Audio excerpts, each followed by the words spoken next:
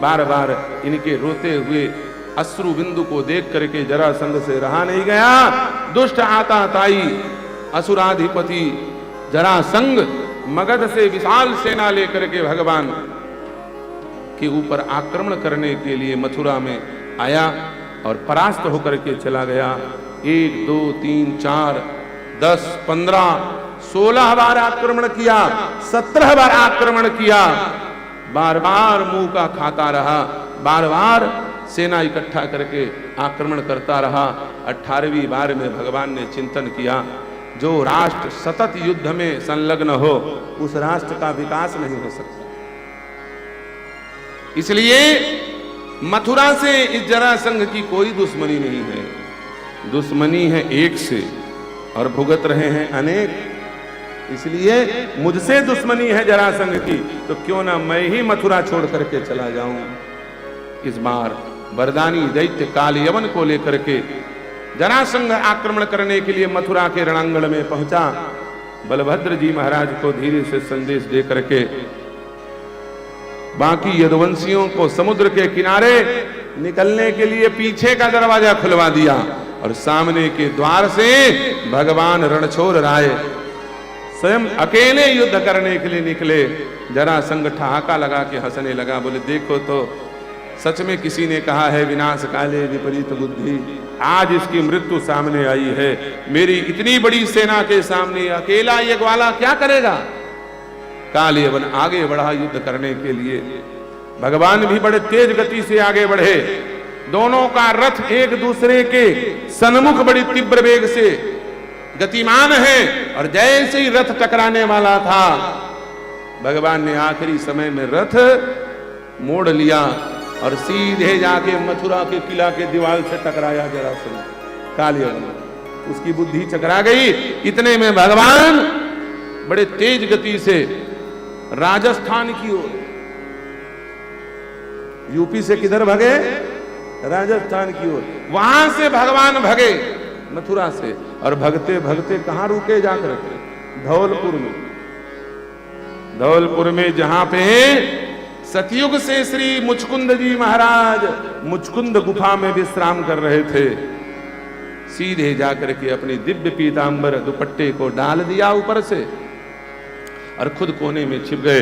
पीछे पीछे काल यवन गाली देता हुआ, अरे डरपोक, अरे रण छोड़ के भागने वाले, तू मेरी शरण में आ जा, तुझे मैं मृत्यु दंड नहीं दूंगा, अपना दास बना के रखूंगा, अपने ध्वज के नीचे तुझे रखूंगा, तू इतना डर के क्यों भाग रहा है, बड़ा कलंक लगेगा तुझे, जन्म जन्म लोग रणछोर कहेंगे, रण से भागना मृत्यु से बुरा होता है, मत डर, मैं धीरे से मारूंगा, तुझे पता नहीं चलेगा। दुनिया भर के बात बगुले के समान जो वाद किया जाए उसी को कहा जाता है बकवाद, और उसी बकवाद का अपभ्रंश है बकवास, अपभ्रंश। इस प्रकार का बकवाद करते हुए पीछे पीछे काल यवन दौड़ा और सोते हुए मुचकुंद को जोर से लात मारा। बोले देखो तो इस नौटंकीबाज को यहाँ आके सोया है। जैसे मुचकुंद जी उठे, उठते ही प्रथम दृष्टि पड़ते ही भस्म होकर के काल यवन की अस्थि वहीं पर दिखाई दी।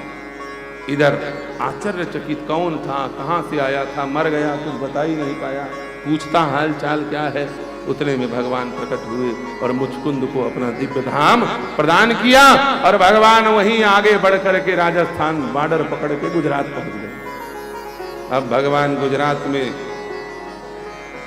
समुद्र के किनारे बैठे हैं उदास। जब कोई आदमी उदास हो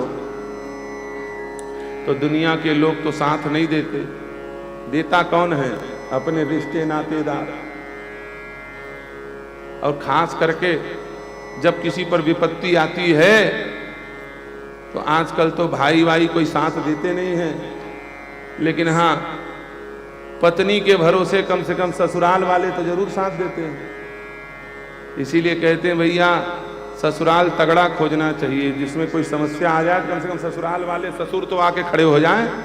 अरे भैया लड़के से क्या लेने देना, मेरी बेटी पर कोई आफत ना आवे, ससुर खड़ा हो जाए।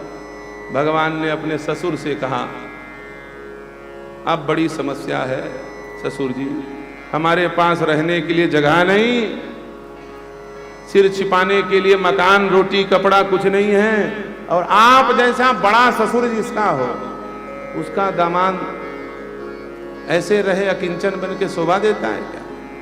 तो भगवान के ससुर ने कहा कि चिंता मत करो, मेरे दामाद को भला कोई दिक्कत हो सकता है? 1200 किलोमीटर का जमीन भगवान के ससुर ने दान कर दिया।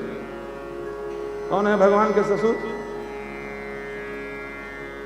क्षीराब्धौ बसत विष्णु। भगवान नारायण के ससुर कौन है? क्षीर सागर, समुद्र, क्योंकि समुद्र से ही तो लक्ष्मी पैदा हुई है। और 1200 किलोमीटर समुद्र के जितने भी रत्न थे वो सारे रत्न साथ ही साथ 1200 किलोमीटर और मिला के 2400 किलोमीटर का रत्न निकाल करके भगवान ने अपने दामाद को मानो दहेज दे दिया। बोले लो, कोई कमी नहीं, चकाचक सोने के महल बनाओ।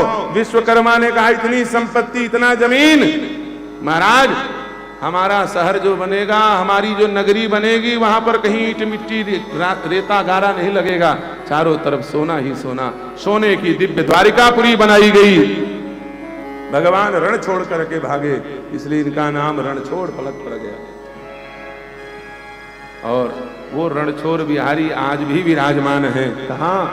डाकोर, गुजरात में। आनंद के पास डाकोर है और वहां भगवान आज भी रणछोड़ बिहारी के रूप में विराजमान हैं।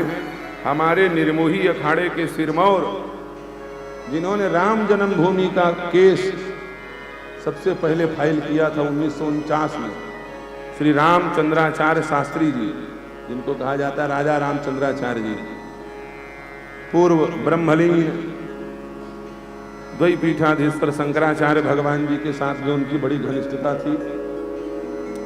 वो वहां के छड़ीदार हैं, माने महंत हैं, अभी भी हैं, 102 वर्ष की आयु है उनकी। और द्वारिकाधीश भगवान, रणछोड़ भगवान, ये दो भगवान गुजरात के बड़े प्रसिद्ध हैं। तो थोड़ा भगवान का एक और स्वरूप रणछोड़ का, तो जोरदारी से जयकारा लगा दिया जाए। अपने भक्तों को कल्याण के लिए भगवान रणछोड़ बन के भागे हैं। बोलिए रणछोड़ भगवान की जय हो, श्री रणछोड़ राय की जय हो। दिव्य द्वारिकापुरी बनी, पुरी बिल्डिंग बन गई। पुरी के संरक्षक दो भाई हैं, बलराम और कृष्ण, लेकिन अभी राजा कोई नहीं है। राजा कोई नहीं, इतनी बड़ी नगरी और इस नगरी का कोई राजा नहीं। द्वारिकावासी सब बड़े चिंतित। महाराज, जिस राज्य का कोई राजा ना हो उस राज्य की क्या स्थिति होगी? वो राज्य केवल पत्थर ही का हो तो वो सुरक्षित नहीं रह सकता। और हमारा राज्य तो सोने का है और यहां कोई राजा ही नहीं है।